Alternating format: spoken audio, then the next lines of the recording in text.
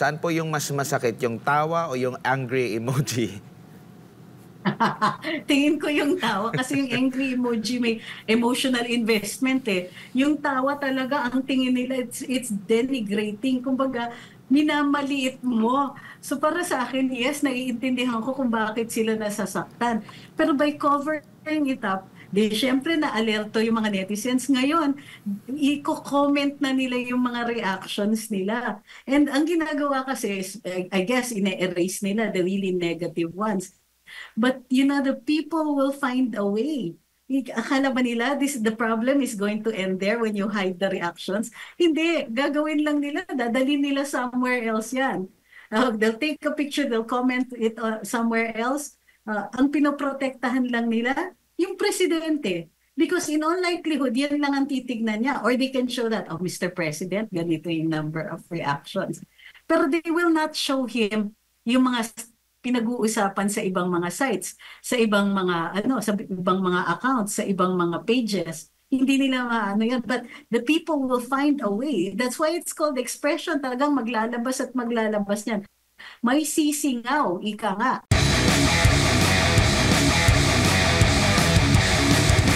Iba ang ano ngayon, ma'am, no? Kasi parang ang mga tao ngayon, makabagong Pilipino, were not built to go to rallies. Pero yung kanilang voice of dissent, pinapakita sa social media. In fact, nakahide po yung barometer, ma'am, kung ilan sa mga kababayan natin ang binibigyan ng laughing emoji reaction sa Facebook. Yung mga social media pages ng presidente, ng PCO. Tiningnan ko, ma'am, hindi mo na makita kung ilan na yung tinawanan yung mga post eh. Your thoughts about that, ma'am?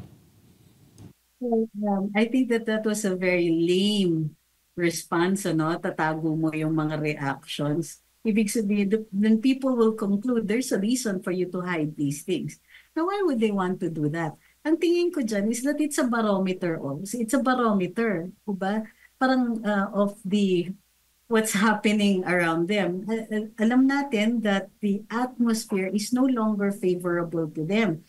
So, what they should be doing, instead of covering up yung mga reactions, is to work harder to uplift the state of the nation, di ba? To uplift the conditions of the people. Pero they're so concentrated on elections, mali eh. Normally, you papasok ka sa election, ilalabas mo itong mga nagawa nitong taong to, itong nagawa ng administrasyon. Achievements will render popularity. Pero dito, they are going straight into promoting popularity na wala silang basehan. Everybody knows it's like an empty can, maingay lang pero walang laman. So ganun yung pag-hide ng it's like it's simply hiding the evidence pero nangangamoy na yung bangkay. So ang tinatago mo yung tsinelas ng tao pero hindi mo naman nililigpit yung yung cause noon. So it's cosmetic. Bakit ang worry ko is yung mga reactions nila to their problems in communication, ang ginagamit lang nila are cosmetic responses, hiding the accounts, we suspect that they hired trolls, but it's failing because there's still no achievements. If they concentrated, if they spent more time figuring out what achievements can be made so that life becomes easier for the Filipino, communications becomes an easy task after that. Hindi pwedeng comms lang, puro advertising ka pero wala namang laman yung produkto mo. So, they're going about it the wrong way. Attorney, at ang naging yata nila, hakbang ay i-disable yung pwede kang mag-react gamit ang mga emojis po, attorney. Kung napansin niyo po, tinanggal nila yung dinisable na nila. Hindi ka na pwedeng pwede kang makapag-laugh, pero hindi na makikita doon yung bilang. Kasi ginagamit nga na barometer, nakakatuwa nga yung mga netizens kasi tinitingnan nila, pagkaayaw nila, instead of an angry emoji, pagtatawanan nila, which actually is far more hurtful. Kasi, kunwari, the president will make a big show, pupunta siya, he's very enthusiastic, he has a prepared speech and all that. Pagkatapos, tatawanan lang siya. tatawanan lang yung effort. So merong strength kahit yung emoji. And all of that is communication. So if they're reacting to the little things without reacting to the cause of why people feel this way, then they're going to fail. They'll fail their communications in the same way that they're failing, that the government is failing the people. So patay.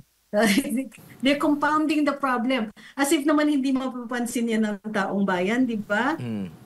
Ang talas ng mga mata ng mga netizens, they'll look for everything. Kayang-kaya nila magkalkal online. Ano pa kaya yung mga emojis na yan? So, doing that was kind of lame. Kumbaga, a very lame response to how people are responding to the government. Opo, pero hindi na nila matatakpan po eh. Kasi nung una, di po ba, mas marami na yung mga tawa na emoji. Tapos pag i-click mo, makikita mo ilan yung mga tumawa, nag-like. Ngayon naman, hindi mo na makikita yung bilang, pero makikita mo pa rin kung ano ang may maraming reaksyon. Halimbawa kung tawa talaga yung nangunguna. So tinakpan lang nila kung ilan yung bilang. Pero suma total, makikita mo pa rin na marami pa rin, pinagtatawanan pa rin yung mga naging post. Kung kayo pong tatanungin, ma'am, saan po yung mas masakit, yung tawa o yung angry emoji? Tingin ko yung tawa kasi yung angry emoji may emotional investment eh. Yung tawa talaga, ang tingin nila, it's denigrating. Kumbaga, minamaliit mo. So para sa akin, yes, naiintindihan ko kung bakit sila nasasaktan. Pero by covering it up, syempre na-alerto yung mga netizens. Ngayon, i-comment na nila yung mga reactions nila. And ang ginagawa kasi is, I guess, ine-erase nila the really negative ones. But, the people will find a way. Akala ba nila the problem is going to end there when you hide the reactions? Hindi. Gagawin lang nila. Dadalhin nila somewhere else yan. They'll take a picture, they'll comment it somewhere else. Ang pinoprotektahan lang nila, yung presidente. Because in all likelihood, yan lang ang titignan niya. Or they can show that, Mr. President, ganito yung number of reactions. Pero they will not show him yung mga pinag-uusapan sa ibang mga sites, sa ibang mga sa ibang mga accounts, sa ibang mga pages. Hindi nila maano yan, but the people will find a way. That's why it's called expression. Talagang maglalabas at maglalabas yan. May sisingaw, ika nga. So dito, medyo naman, is that the best you can do? I'm sure you can do better. Wag naman yung ganyan. And well, hopefully there are changes coming, but I don't have very high hopes. Opo, so kumbaga ma'am, kasi ang napupuna rin nila, marami silang mga issue na sinasabi nga ng mga netizen, mga analyst, na panlihis sa tunay na issue. Ito pa bang ganitong ekspresyon ng ating mga kababayan, mga netizen, ay refleksyon ng kanilang kasulukuyang estado na kumbaga hindi na kami malilihis sa mga issue. Ang mga pinagsasabi mo dyan, ang mga post nyo po dyan, ay hindi namin direktang nararamdaman. Kung maganda yung mga post ninyo dyan, hindi namin nararamdaman, kaya ito na lang pambawi namin. Laugh emoji. Correct. Katulad nga ng sinabi ni MJ, iba na yung henerasyon na ito. Hindi man tayo nagrarally, paparamdam pa rin ng mga tao. And ngayon, ang lalakas ng loob ng ibang talagang mga nagpo-post, itatag pa nila yung page ng presidente pagka may nakikita silang mali, pagka may mga diskusyon tungkol sa polisiya na tingin nila mali talaga yung ginagawa ng administrasyon ngayon, they will find a way to let you know. Ngayon, kaya nga what we're saying is that without achievements, your comms are nothing. So you're reduced to that. Magtatago ka ng emoji. Ano ba yan? Walang teorya, walang communication strategy, walang kahit ano. And there's no calculation either on the part of the administration. Wala kang marinig na, dapat ilabas natin itong mga achievements natin para para mapahinahon yung taong bayan tungkol dito with their impression na wala tayong ginagawa. Walang salag eh. So, tignan ninyo. So, kumbaga, you can't stop people from feeling a certain way. Ano yung sinasabi nila? Feelings are neither right nor wrong. Kasi reaction ito. And therefore, ikaw yung actor. Ikaw yung nag-create ng reaction na yun. Do something. Ikaw ang nag-move niyan. Kaya nga, government is powerful because they can elicit a reaction. The problem is, alam nila na sila yung nag-elicit ng reaction, pero nagagalit sila sa mga taong nagre-react, imbis na i-correct nila yung cause ng reaction na yun. Again, they're going about it the wrong way. And I'm wondering, ano bang ginagawa nila na kabisi-bisihan nila na hindi nila maasikaso yung ganito? Kayo po ba'y naniniwala, ma'am, na ang pinakamabisang, kasi di ba, meron po tayong ahensya kaugnay sa communications, pero ang mabisang communication po ay mismo ang public service kasi hindi natatabunan ng opisina ng ating pamahalaan itong mga ganitong issue kasi sa kabila ng kung ano na ang kanilang mga press releases. Pero kung hindi talaga nararamdaman ng taong bayan, yung public service, yung sinasabi ng mga pangako, lalabas at lalabas pa rin po yan, attorney. Diba? Ang term nga ay sisingaw yan, kahit paano. But like I said, maraming kritisismo sa gobyerno. Hindi nila sinasagot. Okay lang yan kung hindi nila kayang sagutin kasi it might require a different touch. Minsan din naman, ang polisiya nila is no talk, no mistake. O kaya, ignore it, maybe the problem will go away. Pero, the best way that they could have done something about it is simply to ilabas yung mga achievements. Now, nakita ko about 2 weeks ago, may attempt na ganon, na maglabas ng mga achievements. Kaso, within the first few na kiniklaim nilang mga achievements, some of them were, Duterte projects na sila yung nagtatapos, na hindi pa rin tapos, pero sila yung supposedly they're working on it. Tapos sinasabi nila na ano ba yung mga yan? Puro kadiwa. Kiniklaim nila that kadiwa is an achievement. How is that an achievement? Kaya kayo nagkakadiwa kasi mahal ang presyo ng bigas. And it's been 3 years and hindi na-turn back yung presyo ng bigas. Nag-declare sila ng food emergency but there is no action other than the NFA gets rid of its aging stock. Yun lang. The only reason that they declared a national food emergency is para ma-unload ng NFA yung stock nila na kasi baka mapasuhan sila. If they were achievements, alam niyo kung bumaba ang presyo ng bigas, hindi na nila kailangan mag-announce. Hindi na nila kailangan, of course, apart from the food emergency, they wouldn't have to worry. Hindi sila mag-aalala dito sa komunikasyon nila. The best response was that or even sige, may gagawin kaming ganito. And if they follow through, okay lang. Kaso anong sinabi? Mataas ang presyo ng bigas, de-declare tayong food emergency. And then natapos na doon. Wala na. Their communications fail because they fail. Opo. And makikita din natin, marami din silang mga sinisisi at mga pagpuna doon sa nakalipas na administrasyon. Kaso, ang taong bayan din, nag-express din, nagkaroon din ng paghahambing sa kasalukuyang administrasyon. Kaya siguro, ganito na lang kasi yung komento, reaksyon ng ating mga kababayan kasi nakita nila yung pagkakaiba. Ang problema pa dito, sabi ng mga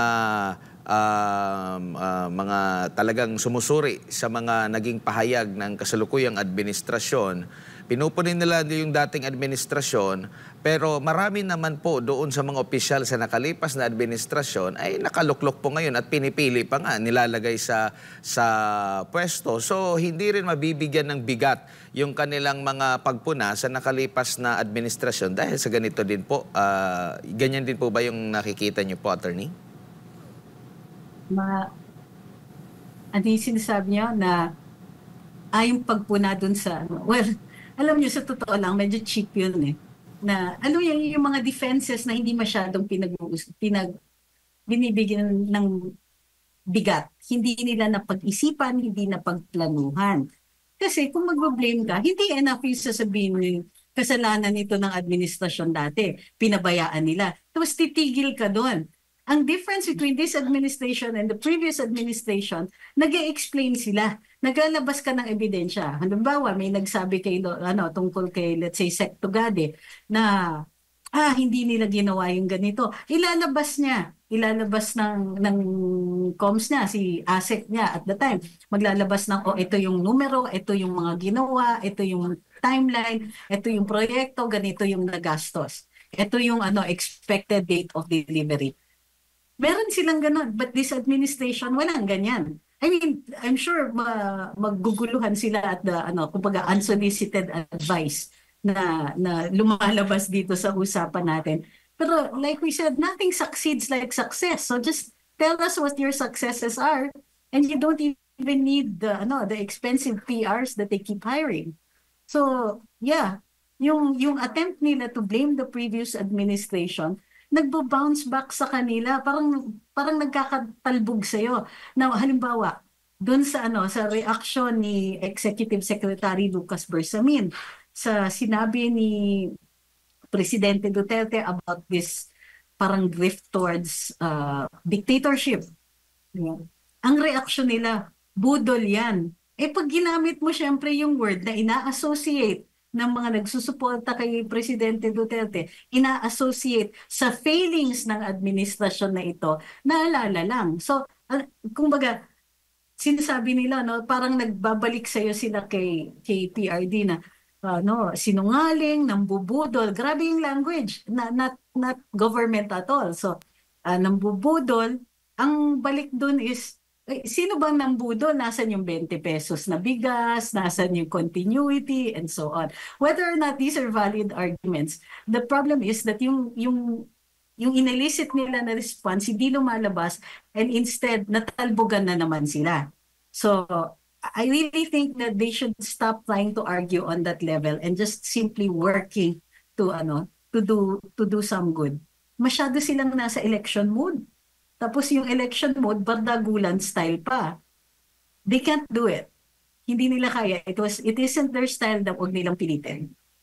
Ma'am, ano po ang advice niyo sa ating mga kababayan, lalo pa at panahon ng pagpili ngayon sa mga gustong magpahalal bilang senador, bilang mga congressman, down sa lower levels po ng ating pong pamahalaan at sa matindi po ngayon na information overload sa social media?